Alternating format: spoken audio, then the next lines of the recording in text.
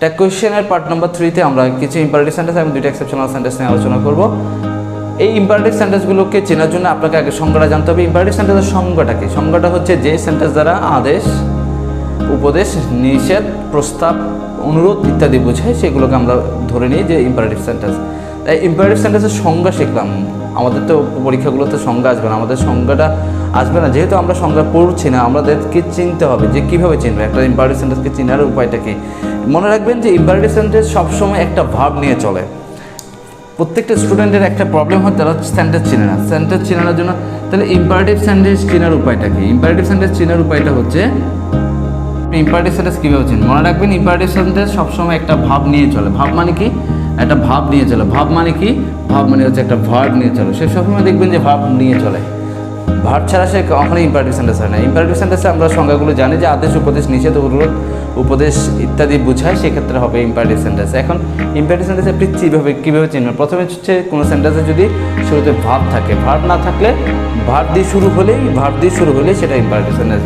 আর মনে রাখবেন শুধু ভার্ব না, যেমন ধরেন এখানে ডু দিয়ে শুরু হতে পারে, ডু নট দিয়ে শুরু হতে পারে, তারপর আপনার লেট দিয়ে শুরু হতে পারে, লেটের পরে লেটাস থাকতে পারে, লেট হিম থাকতে পারে, লেট হার্ট থাকতে পারে, লেট দেম থাকতে পারে।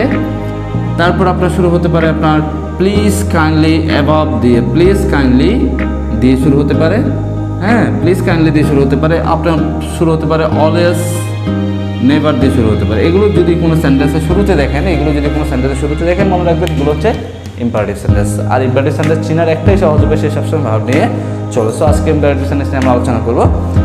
তা ইম্পারেটিভ সেন্টেন্স চেনার উপায়গুলো হচ্ছে এটা। যদি আপনি এই ইম্পারেটিভ সেন্টেন্সের এই চেনার উপায়টা আপনি স্ক্রিনশট করে নিতে পারেন, আর হয়তো বা খাতায় নোট করে নিতে পারেন, খুব গুরুত্বপূর্ণ। কারণ সেন্টেন্স চেনার জন্য 5টা উপায় আছে। সেই 5টা উপায়গুলোর মধ্যে একটা ভাব হচ্ছে ইম্পারেটিভ সবসময় আদেশ সবসময় একটা ভাব নিয়ে চলে। এখন আমরা যদি একটা সেন্টেন্স পড়ে দেখি যে please give me a glass of water, please give me a glass of water. এই সেন্টেন্সটা পড়ে আমরা বুঝতে পারতেছি এই সেন্টেন্সের মধ্যে বোঝাচ্ছে যে সেন্টেন্সটা কোনো অনুরোধ বোঝাচ্ছে। তাহলে যে কোনো সেন্টেন্স অনুরোধ বোঝালে সেটা কি সেন্টেন্স? Imperative sentence. আমরা আরেকটা জিনিস জানি যে ইম্পারেটিভ সেন্টেন্স চেনার আরেকটা উপায় হচ্ছে প্লিজ থাকবে। তাহলে যে কোনো সেন্টেন্সে প্লিজ থাকবে, সেই ধরনের সেন্টেন্সগুলোকে ট্যাগ করার সময় ট্যাগ করার উপায়টাকে মনে রাখবেন।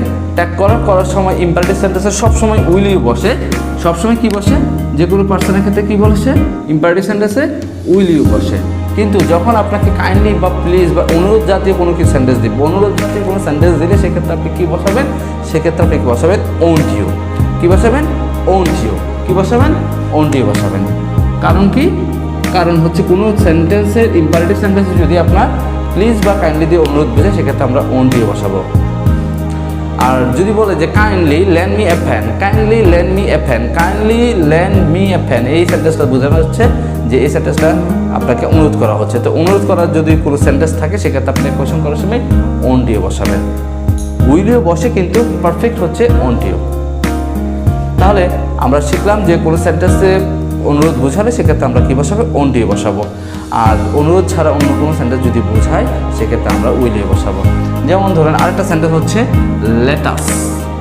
এখানে প্রশ্নটা হচ্ছে লেটাস, এটা হচ্ছে প্রস্তাব বোঝানো হচ্ছে। লেটস বা লেটাস দিয়ে যদি প্রশ্ন করে, সেক্ষেত্রে আপনাকে ট্যাগ করতে হবে শ্যাল উই। কারণ আসের সাবজেক্ট হচ্ছে, সাবজেক্টিভ প্রোনাউন হচ্ছে উই। এবার আরেকটা প্রশ্ন আসি, 3 নম্বর প্রশ্ন, ডোন্ট হেট দ্য পুয়ার। এই দ্বারা আমাকে আদেশও বোঝানো হচ্ছে, আমাকে কমান্ডও বোঝানো হচ্ছে। এই ধরনের সেন্টেন্সগুলোকে আমরা কি বলি? ইম্পারেটিভ সেন্টেন্স বলি। তাহলে ইম্পারেটিভ সেন্টেন্স চেনার একটা উপায় হচ্ছে সেন্টেন্সটা শুরু হতে পারে ডোন্ট দিয়ে। আবার ইন্টারগেটিভ সেন্টেন্সও ডোন্ট দিয়ে শুরু হয়, কিন্তু এইখানে ডোন্টের পরে একটা ভার্ব থাকবে। যেমন ধরুন এখানে ডোন্টের পরে একটা ভার্ব আছে, সেটা কি? হেট হচ্ছে এখানে মেইন ভার্ব। হেটটা কি? Main verb. তাহলে ডোন্ট হচ্ছে একটা অক্সিলারি ভার্ব মতো কাজ করছে। এখন এই সেন্টেন্সটা হচ্ছে নেগেটিভ। তাহলে ডোন্ট হেট দ্য পুয়ার, এই ধরনের সেন্টেন্সগুলোকে আদেশমূলক সেন্টেন্স বলা হয়। আদেশ বোঝানো হচ্ছে, উপদেশ বোঝানো হচ্ছে। তাহলে এই আদেশ উপদেশ সেন্টেন্সগুলো সবসময় কী সেন্টেন্স? Imperative sentence. কী সেন্টেন্স? Imperative sentence. এই ইম্পারেটিভ সেন্টেন্সগুলো যখন ট্যাগ করবেন, অলওয়েজ মনে রাখবেন ইম্পারেটিভ সেন্টেন্স যখন ট্যাগ করবেন, তখন সবসময় কী বসে? উইল ইউ বসে। ইম্পারেটিভ সেন্টেন্স সবসময় কী বসে? ট্যাগ কোয়েশ্চনে উইল ইউ বসে। তবে অনুরোধ যদি বোঝায় সেক্ষেত্রে অনটিও বসে। অনুরোধ বোঝালে অধিকাংশের সাথে সাথে আপনারা কিন্তু ওই প্লিজ দিয়ে বা কাইন্ডলি দিয়ে যদি ট্যাগ করতে বলা হয় আপনি তখন উইলিও লিখে দেন। আজকে থেকে সেই ভুলটা করবেন না আশা করছি। ইংলিশ ইনসাইট আপনাকে পারফেক্ট গ্রামার শেখার একটা উপায় আপনাকে শিখিয়ে দেবে, অবশ্যই চেষ্টা করছে। যে প্লিজ বা কাইন্ডলি থাকলে ট্যাগ কোয়েশন আপনি অনটিও বসাবেন, আর আদার্স কোনো ইম্পারেটিভ সেন্টেন্স যদি আপনাকে ট্যাগ করতে বলা হয় উইলিও বসাবেন। তবে আরেকটা খেয়াল করবেন, লেটাস বা লেটস দিয়ে প্রশ্ন করলে, লেটস বা লেটাস দিয়ে যদি প্রশ্ন করতে বলে বা ট্যাগ করতে বলে সেক্ষেত্রে আপনি উত্তর লিখবেন শ্যাল উই। সেক্ষেত্রে কিন্তু উইলিও বা অনটিও বসবে না, শ্যাল উই। অনটিও বা উইলিও বসবে, সেক্ষেত্রে আপনাকে লেটস বা লেটাসের ক্ষেত্রে ট্যাগ করতে হবে শ্যাল উই। আর আমরা 4 নম্বর, you use to like him. You use to like him, এখানে প্রশ্ন হচ্ছে ইউজ টু। প্রশ্ন কি? ইউজ টু দিয়ে করা হয়েছে। এখন আমরা জানি কোনো সেন্টেন্সে যে ইউজ টু থাকে, এবং আমাকে দেখতে হবে যে সেন্টেন্সটা হাঁ বোধক নাকি না বোধক। You use to like him এই সেন্টেন্সটা বোঝাচ্ছে হাঁ বোধক অর্থে আছে, অর্থাৎ অ্যাফার্মেটিভ পজিশনে আছে, আপনাকে নেগেটিভ পজিশনে আনসার করতে হবে। তাহলে ট্যাগ কোয়েশ্চন করার সময় আপনাকে খেয়াল করতে হবে you use to like him এই সেন্টেন্সটার মধ্যে আমাকে খুঁজে বের করতে হবে এখানে ভার্ব কি। ইউজ টু হচ্ছে একটা সেমি মডেল ভার্ব বা ফ্রেজিক্যাল ভার্ব আমরা যেটা বলি না কেন, সেমি মডেল বা মডেল ভার্ব আমরা যেটাই বলি না কেন, এই মডেল ভার্বটাকে বা সেমি মডেল ভার্বটাকে আমরা সাধারণত জানি শ্যাল থাকলে ট্যাগ কোয়েশ্চন করতে হয় শান দিয়ে। কিন্তু ইউজ টুর ক্ষেত্রে আপনি মনে রাখবেন, ইউজ টু যদি কোনো ট্যাগ কোয়েশ্চেন করতে বলা হয়, ইউজ টু যদি কোনো ট্যাগ কোয়েশ্চেন করতে বলা হয় সেক্ষেত্রে আপনি ডিডেন লিখবেন। কি লিখবেন? ডিডেন লিখবেন। তাহলে আনসারটা কি আবার? তাহলে ইউজ টু এর ট্যাগ কোয়েশ্চেন পেলাম আমরা ডিডেন, আর সাবজেক্ট হিসেবে ইউ আছে, তাহলে ইউ এর প্রনাউন হচ্ছে ইউ। এটা কেন করলাম? এটা অনেক সময় দেখা যায় যে আপনারা অনেক সময় ধরে ফেলেন যে ইউজ টু হচ্ছে পাস্ট টেন্স, এই কারণে ডিডেন। অ্যাকচুয়ালি সেটা না, ইউজ টু হচ্ছে একটা ফ্রেজাল ভার্ব বা সেমি মডেল ভার্ব, যেটাই বলুক না কেন সেটার কারণে এখানে ডিডেন বসেছে। আমরা জানি ইউজ টু পর ভার্ব বেস ফর্ম বসে, কোনো ভার্বের বেস ফর্মের আগে যদি কোনো ভার্ব থাকে সেটাকে আমরা মডেল ভার্ব বলি বা অক্সিলিয়ারি ভার্ব বলি। তো ইউজ টুটা এখানে অক্সিলিয়ারি ভার্ব হিসেবে ব্যবহার করা হয়েছে। সো এটা একটু মুখস্থ রাখতে হবে, ইউজ টু থাকলে ডিডেন বসে। আমরা লাস্ট ওয়ান যদি আমরা দেখি, আজকের ক্লাসের লাস্ট ওয়ান যদি আমরা দেখি, যে we ought to love our country.